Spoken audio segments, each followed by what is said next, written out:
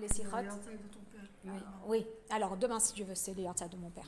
Voilà. Donc évidemment, les cours ils sont toujours dédiés à la mémoire de mes parents, puisque je les ai commencés lorsque mon père nous a quittés. Donc ça va faire 9 ans qu'on fait cours. Baruch Hashem. Voilà. 9 ans qu'on a tenu le cours et c'est extraordinaire. En bonne santé. Voilà, en bonne santé. Voilà. Alors, la parashat Lech Lecha, eh bien, dans le projet Likutei Sichot, il y avait 2 sichot. Il y avait une qui parlait de la Neshama et du corps, Abraham et Sarah. Et il y avait une sicha sur Eretz Israël. Et je me suis dit que c'est l'occasion d'étudier les sichot sur Eretz Israël, parce que, comme l'avait dit le rabbi dans la sicha de la parashat Bereshit, il était très important que nous soyons conscients de la place d'Eretz Israël dans la Torah, pour que nous, on puisse rester fermes sur nos positions. Et ces sikhot, elles sont juste extraordinaires. Alors, à 3 reprises, Akadosh Baruch Hu promet la terre d'Israël à Abraham Avinu dans la paracha de cette semaine. Et on va être attentif sur des détails qui vont nous permettre de mieux comprendre.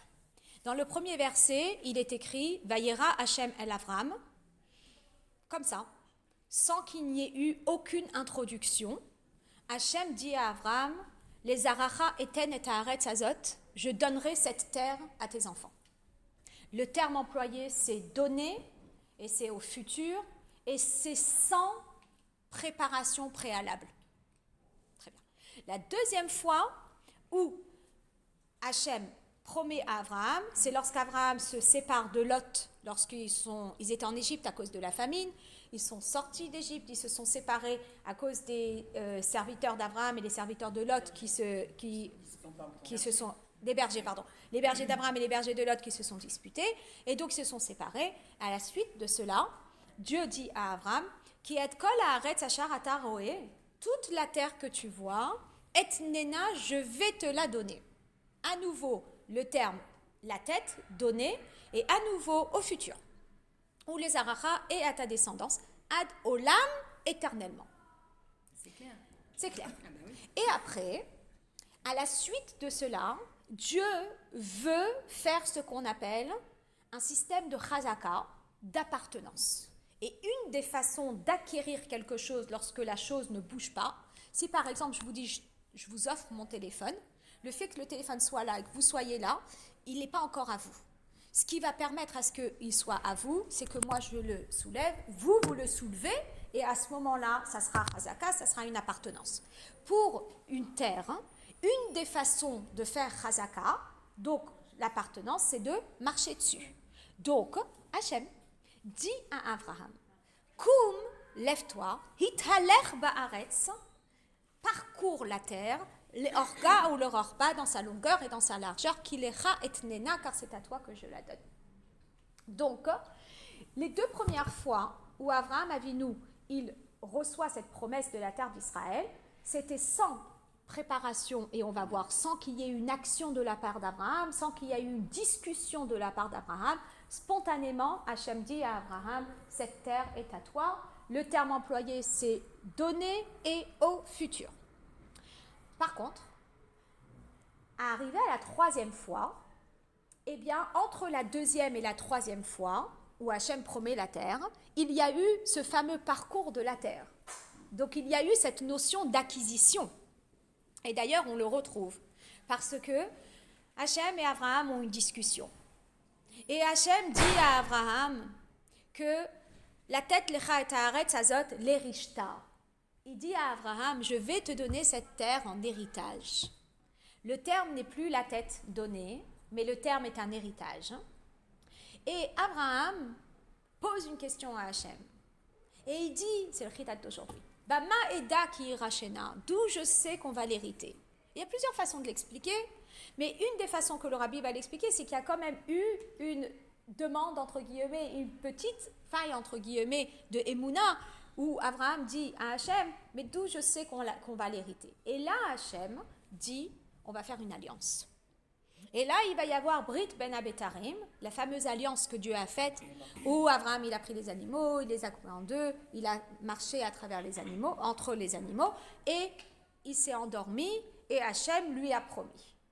Il lui a promis tout ce qu'il lui a promis, il lui a aussi parlé de l'exil, Et il lui a parlé des 400 ans en exil. Et dans la promesse, il lui dit, Bayom Haru, ce jour-là, Karat Hashem et Avram Brit, Hashem, il a conclu une alliance, les morts en disant, les Aracha Natati et Haaretz Hazot. À ta descendance, j'ai donné la terre. Minahar Mitzraim, Hadanahar Gadol Nehar Perat, et il délimite la terre en disant depuis le Nahar Mitzraim, qui est donc dans le sud, jusqu'au Nahar Perat, jusqu'au fleuve de Perat. Donc, et après il dit qu'il y aura les 7 nations, et quand Mashiach va venir, il y aura 3 nations supplémentaires. Donc, si vous voulez là, le terme la tête, il est au passé, j'ai donné, et la 3e promesse, elle est suite à 2 choses de la part d'Abraham. Abraham, il a parcouru la terre, et Abraham, il a demandé à Dieu comment je sais que je vais l'avoir, et Dieu lui promet. Donc, une fois qu'on a retenu tout ça avec les commentateurs du Rogatchover, qui est un grand commentateur sur la Torah que le rabbi relève souvent, eh bien, le rabbi, il explique qu'en réalité, ces 3 promesses, on va les diviser en 2. Les 2 premières et la 3e. Et il explique que les 2 premières, eh bien, c'est une première acquisition, entre guillemets, où une première fois, on est arrivé dans la terre d'Israël. C'était avec Yehoshua, après Moshe, après le désert. Et après, on a eu la destruction du temple. On a été en exil. Et là, on est revenu en Eretz Israël une 2e fois, avec Ezra. Et là, le rabbi, il dit, et il explique, basé sur ce commentaire du Rogatchover, que les 2 premières promesses, elles font référence à la première fois où on est entré en Israël, d'où le verbe la tête et au futur. Et la 3e promesse, la 2e promesse qui est le 3e verset, eh bien, fait référence à notre 2e entrée en Israël. Et il explique, la première entrée en Israël est à l'image d'un cadeau. Et la 2e fois où on est rentré en Israël, c'est à l'image d'un héritage. Et là, le rabbi, évidemment, il va poser les questions pour comprendre un petit peu de quoi il s'agit.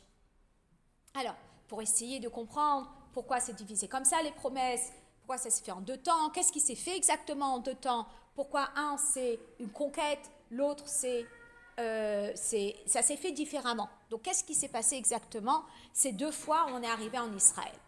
Et donc, le rabbi, il explique que quand Hachem, il a donné la terre au peuple juif, il y a eu 2 choses, et il faut que ce soit super clair. La première chose, c'est que la terre appartient au peuple juif depuis que Dieu l'a dit à Abraham. Quand Dieu a dit à Abraham, les aracha natati et haaretz hazot, lorsque Dieu il a dit, tu as parcouru la terre, je te l'ai donnée, elle est à toi, elle est à nous. Et elle est à nous ad olam, elle est à nous éternellement. Ça veut dire réellement, c'est comme si quelqu'un, il achetait un appartement en viager. Alors, ma mère m'expliquait que acheter un appartement en viager, ça veut dire quoi? J'achète l'appartement, il y a quelqu'un qui y habite. D'accord? Et je pourrais l'habiter une fois que la personne qui habite n'est plus de ce monde. Alors elle disait, on prie qu'il ne soit plus de ce monde parce que sinon, tant qu'il est vivant, il faut payer cet appartement. Ok, donc du coup, il y a peut-être des habitants dans la terre, oui, depuis Abraham jusqu'à Yehoshua, mais elle est à nous. Donc cette terre est à nous, depuis Abraham Avinu, ad Mashiach, sans interruption, peu importe qu'on soit sur le terrain, qu'on ne soit pas sur le terrain, elle est à nous. D'accord? Maintenant, il y a une 2e chose, c'est que cette terre, elle est différente de toutes les terres. La différence entre cette terre et toutes les terres, c'est qu'elle est Kedosha, elle est sainte. On dit la terre sainte, c'est la terre sainte. Et qu'est-ce que ça veut dire sainte? Sainte veut dire qu'il y a des mitzvot qui sont propres à cette terre. Je ne peux pas rentrer-sortir quand j'ai envie. Halachiquement, une fois qu'on y rentre, on ne peut plus sortir. Et il y a seulement sous certaines conditions on peut sortir. Donc, ce n'est pas tout simple. Deuxièmement, il y a des lois restrictives alimentaires. Le fruit, il faut donner la trouma, il faut donner le maaser, il y a les lois de... Voilà, mitzvot atluyot ba'aretz, ça veut dire les mitzvot qui dépendent de la terre. Maintenant, toutes ces mitzvot qui sont propres à la terre d'Israël, comme la Trouma, le Maaser, la Shemitah, etc., eh bien, ça dépend de la Kedusha de la terre. Ça dépend de la sainteté de la terre. Si la terre, elle est sainte, à ce moment-là, les mitzvot qui sont propres à la terre d'Israël s'appliquent. Si elle perd sa sainteté, à ce moment-là, les mitzvot qui dépendent de la terre ne s'appliquent pas. Et là, le rabbi va développer extraordinaire en expliquant, tout en ayant dans back of the head, comment on dit, Dans l'esprit. non, tout en ayant dans notre tête, et qu'on n'oublie surtout pas que la terre nous appartient, il faut quand même regarder un petit peu ce qui se passe avec la Kedusha de la terre. Et là, va se distinguer les 2 premiers versets et le 3e verset. Dans les 2 premiers versets, ça fait référence à notre première fois où on est rentré dans la terre. Le dernier verset, ça fait référence à la 2e fois où on est rentré dans la terre. Mais, est-ce que la terre, elle était Kedosha? Elle nous appartenait certes, mais elle n'était pas encore Kedosha, elle n'était pas encore sainte. Et Dieu, il a dit que pour rentrer dans cette terre et s'y installer, il fallait passer par un système qui s'appelle kibush. Kibush veut dire la conquête.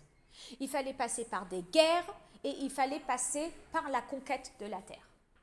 À ce moment-là, s'il fallait passer par des guerres et la conquête pour s'y installer, alors la Kedusha était dépendante de ce système d'installation, ça veut dire de conquête. Donc, dès qu'on a conquis la première ville, qui était, comme on appelle ça, la clé d'Eretz Israël, c'était Yéricho, la ville de Yéricho, ça y est. La terre est acquise par la conquête, elle est devenue Kedosha, elle est devenue sainte dès le moment où on a conquis Yéricho. D'ailleurs, les nations, ils ont mis toute leur force dans cette ville de Yéricho, parce qu'ils savaient qu'une fois qu'on avait Yéricho, on avait le tout. D'accord? Donc, elle était Kedosha, elle était sainte. Cette sainteté a été installée dans la terre d'Israël grâce à la conquête. La conquête veut dire une nation qui s'impose sur une autre nation, qui la déloge et qui prend sa place.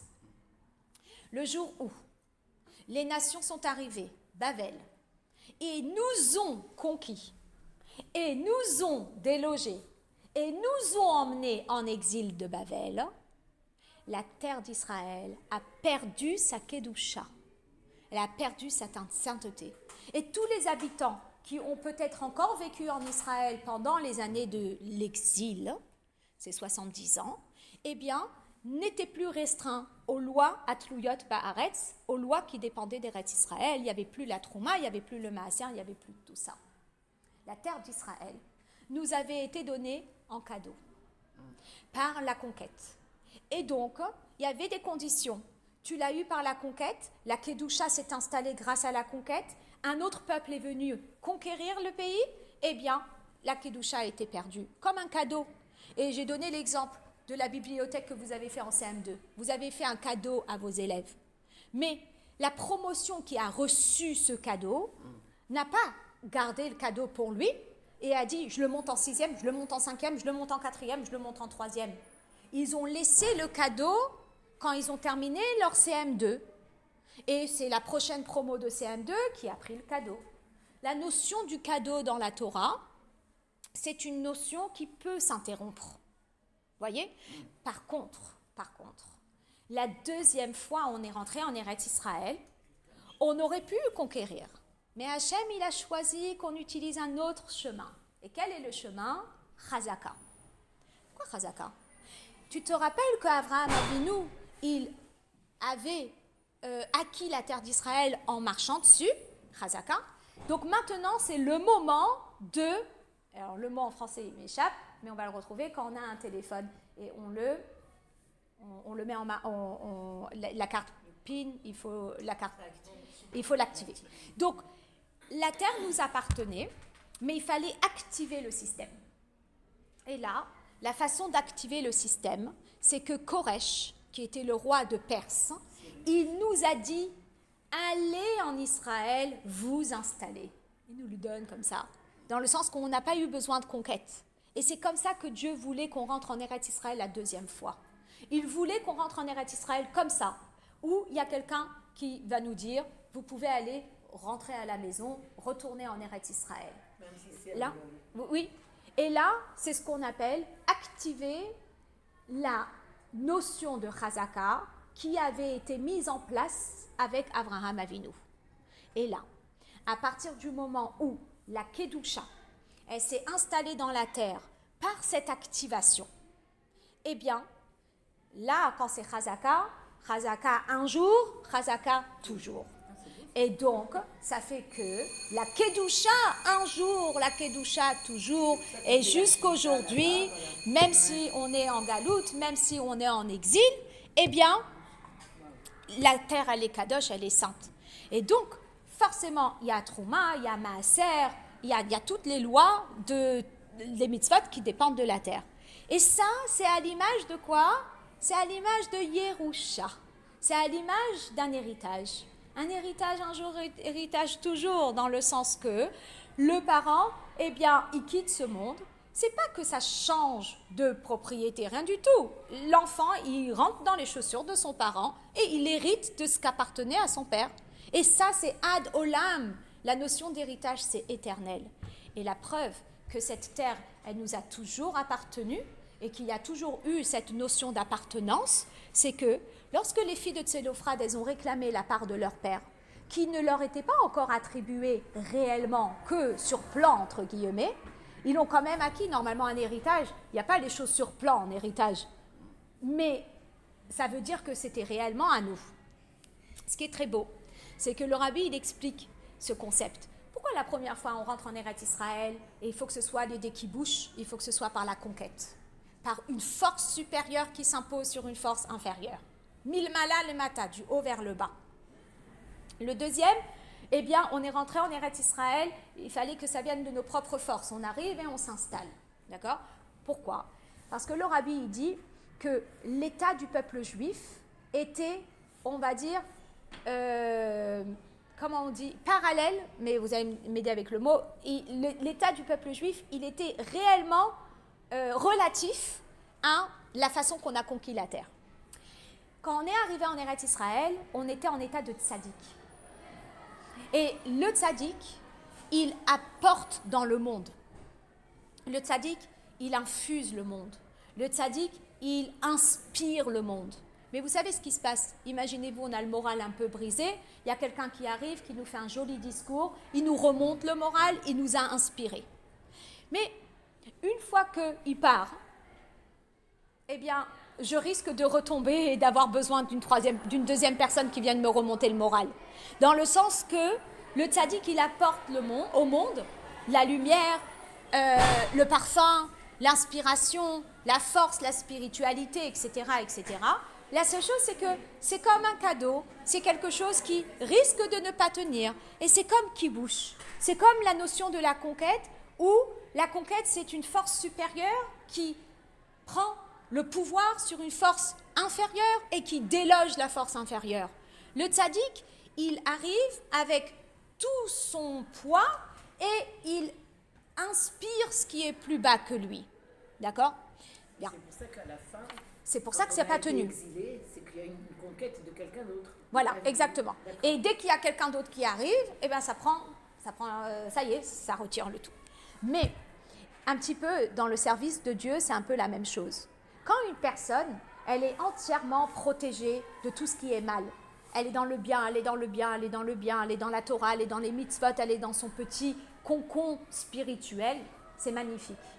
Mais qui garantit que cette personne va tenir le choc si un jour elle est éprouvée et qu'un jour on lui tend une perche qui n'est pas bonne? Personne ne garantit. C'est un petit peu comme, est-ce que c'est éternel? Son bien qu'il est, peut-être que c'est juste dû aux circonstances, parce qu'il est dans un contexte qui permet qu'il soit bien, mais qui dit qu'il va rester bien si on le met au test. D'accord? Une fois que le temple il a été détruit, on a fauté. Et à cause de nos fautes, on a été exilés. À ce moment-là, il y a eu ce qu'on appelle un réveil à la tchouva. Et lorsqu'il y a eu ce réveil à la tchouva, lorsqu'on va rentrer dans la terre d'Israël la deuxième fois, on n'est plus tzadikim, on est Baalei Tshuva. Et là, Hachem dit, ok, donc tu ne vas pas conquérir la terre sous forme de kibush, mais tu vas conquérir la terre sous forme de chazaka. La notion de conquérir la terre sous forme de chazaka en disant maintenant tu peux activer ta ligne, maintenant tu peux activer ce fameux processus qu'avait fait Abraham Avinu il y a tant et tant d'années, c'est parce que nous étions dans un mode où on s'était nous travaillé. Et on arrive et on s'installe dans la terre d'Israël. Ce qui est réellement la notion du Baal Tshuva. Le Baal Tshuva, c'est une personne. Le Baal Tshuva, c'est une personne qui était dans le mal et qui a appris à sortir du mal et qui a appris à vaincre le mal. Et finalement, c'est une personne qui a fait un travail profond. Et ce travail-là, il est quoi? Il est éternel. Et donc, on hérite la terre d'Israël, enfin, on met la Kedusha dans la terre d'Israël de cette façon-là, en rentrant et en activant cette Chazaka qu'Avraham Avinu avait faite. Alors, le rabbi il reprécise que tout ça, c'est en rapport avec la Kedusha de la terre, mais ça n'enlève pas le fait que cette terre, elle nous appartient sans aucun stop et sans aucun arrêt depuis qu'Avraham Avinu avait été promis cette terre, enfin depuis que Dieu avait promis cette terre à Avraham Avinu. Et donc, le rabbi, il explique dans cette sira qu'on doit faire très très attention de ne pas laisser place aux négociations, de ne pas laisser place à donner quoi que ce soit à qui que ce soit, parce que c'est comme ça qu'Hachem l'a voulu, comme on l'a étudié dans la parashat Bereshit, dans la sira. Et voilà, donc qu'on puisse enfin se retrouver tous en Eretz Israël avec Mashiach et qu'il n'y ait plus de rien, plus de guerre, plus de souffrance, plus de mal, et qu'on puisse l'élargir de 7 nations en 10 nations avec la venue du Mashiach. Amen.